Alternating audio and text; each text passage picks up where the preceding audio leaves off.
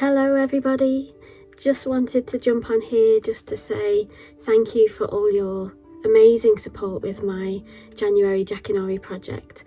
It's halfway through, it's day 15 and I've really enjoyed finding these stories, remembering some of them from my childhood, discovering new ones, and I've just loved the fact that, you know, people have been tuning in every day and watching them. I always wanted to create like a little TV show, and I loved the idea of telling stories because that's something that I do in my music. And so this was a bit of an experiment for me. It is an experiment. I'm learning so much. It's a challenge, of course it is. I'm having to record stories, edit videos, find music, put it all together, post it all in all the different channels, and it is a challenge. I started this and thought, is this something I'm going to be able to do? Because January is that kind of sleepy, slow, dark month. But I was just really compelled when I had the idea to do it for you, in terms of wanting to bring a little bit of something different to look forward to each day in January, and for me to challenge myself and to do something that was outside my comfort zone and to learn new things. And my goodness, I am really learning so much about video editing, and that's really exciting because I'll be able to put that to good use with, you know, forthcoming projects. One of the things I wanted to do with this project is to raise some money for my next album. And you know, the music industry has been shaken to its core by the pandemic, as we all have, as all industries have, but it's increasingly hard to get the motivation, to see the point, to make things happen that take a lot of time, energy and money when we're all just kind of focused on survival. And yet my survival is completely dependent on my creativity and my creative output. And I do believe that, you know, my purpose in life is to make music, make art, come up with whatever crazy creative schemes I can think of, and it's my sort of duty or calling to share it in the world.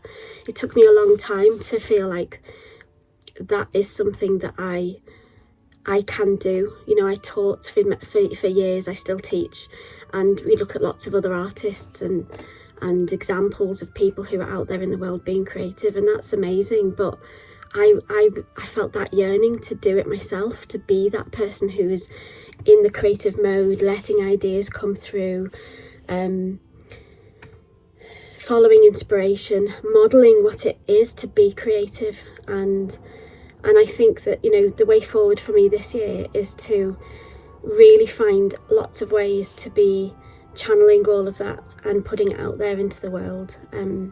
So my next album is mostly written, 90% written, in terms of the songs themselves. There's some tweaks and some little developments that will happen during the kind of pre-production process, but on the whole they are, you know, songs I've been out performing for the last year or so, some of them, and some of them are brand new, and they just are at the stage where they're telling me what they want to be. They are dragging me kicking and screaming into the creative process and saying, it's time, it's time, it's time, you know, make us, you know, something, bring us into the world. And I really, you know, I'm sort of gathering all that energy in order to build that vision and sort of working out what the songs need and what musicians and what, you know, instruments and how things want to sound. And so I'm so excited about that. And so there's a little plan throughout this year to make sure that happens, because you can,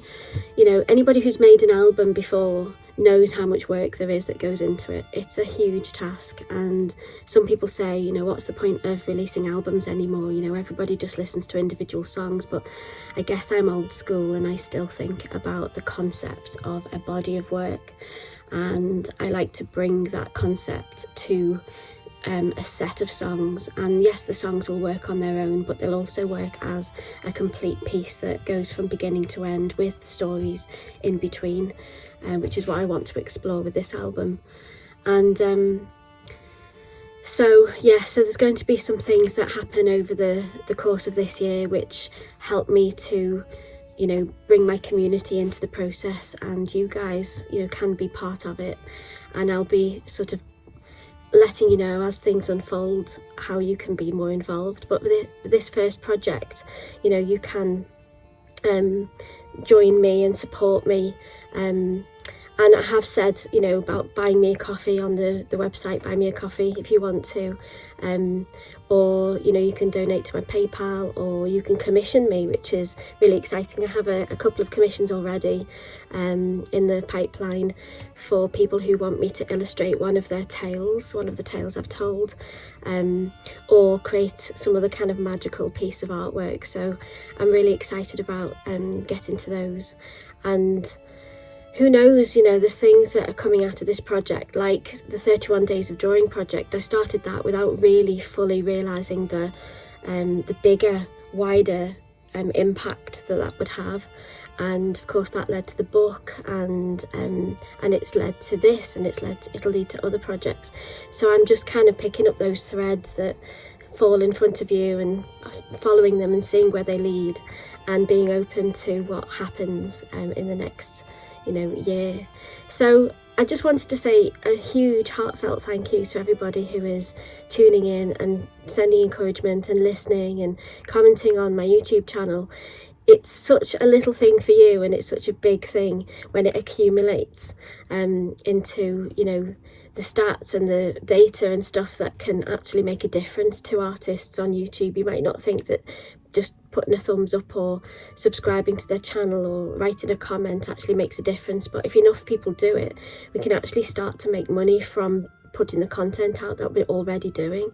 So it's a really you know, people sometimes say we have to educate our fans or our friends or our people to know how to help us best, and it's those little things that can make such a big difference as well. So thank you to those of you who've been engaged and listening. And if you haven't watched them yet, I'm putting them out every night at I think I moved it forward to 5 o'clock, so each one gets released each day. I haven't set them for children. Some people say, you know, oh, I'll share that with some friends who've got young children. Just a word of warning, they are the original tales. They're not watered down, they're not the simplified Disney versions. They're the original tales that I found from Brothers Grimm or Anderson or you know, northern Scandinavian tales or Scottish tales. So they are as they were originally sort of collected by the people who were listening to these stories being passed down. And so some of them do have a bit of gruesome goriness or danger or you know, those kinds of themes that I actually loved as a child. And I loved the horrible, gnarly illustrations as well that terrified me, but at the same time they helped me understand different emotions, different human behaviours, different they helped me understand that there was nastiness in the world, and there was fear, and there was injustice, and there were consequences. You know, these tales are so rich with metaphors, with symbolism, with language, there's so much depth in these stories that they've been analysed to death by, you know, writers and critics and you know, philosophers, because they are so deep, and they're so deeply ingrained in our psyche and our humanity, that we can, you know, if we really pay attention to them, if we really think about them, we can get an understanding of who we are as people on this planet.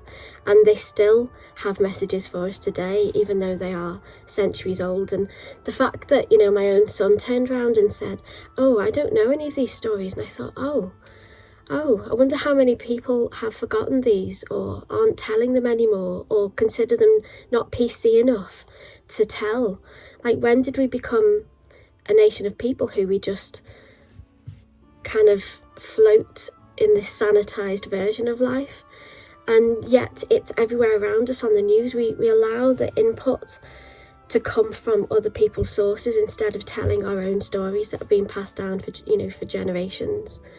So anyway, I'm just rambling now and I'm getting carried away, but I'm really enjoying finding the sort of deep down truths in these stories. And like I say, I'm only halfway through, so there's lots more to come. right up until the end of January. So anyway, just wanted to give you all a massive, great big virtual hug, and just say a massive heartfelt thank you. And I hope you have a wonderful day and weekend, and I will see you around 5 o'clock when I'll post my next video. So thank you so much. Goodbye.